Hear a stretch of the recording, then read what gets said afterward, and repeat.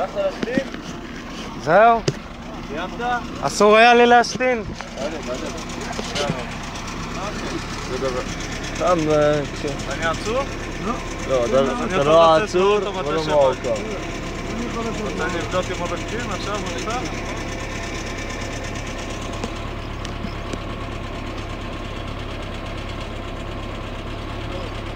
ארכן.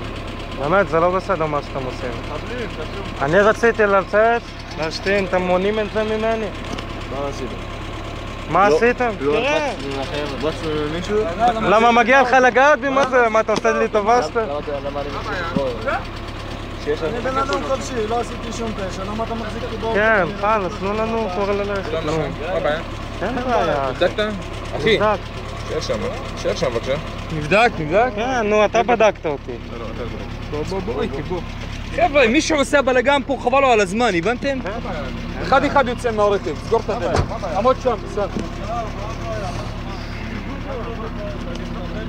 מה יש לו? זה וזה, שניהם מדברים יפה. הם לא מדברים יפה.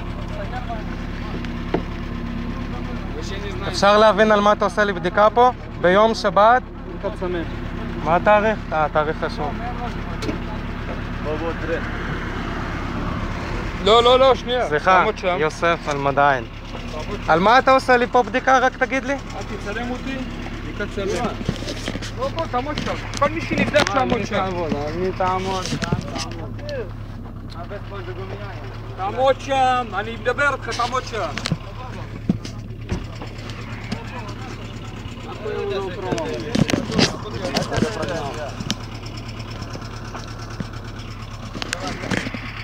חבר'ה, תראו מה קורה פה שבת בבוקר.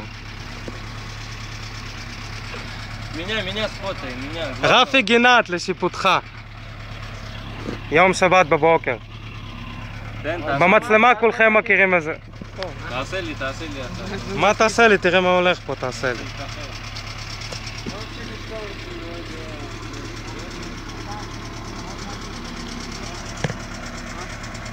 עוד פעם, אל תצלם אותי.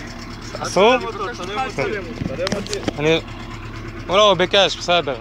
אסור לצלם במדינה. זה נגד החוק לצלם, סטאס.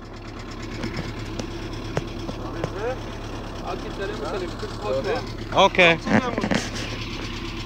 עכשיו השוטר יוסי אלמדיין ביקש ממני לצלם, אני מפסיק.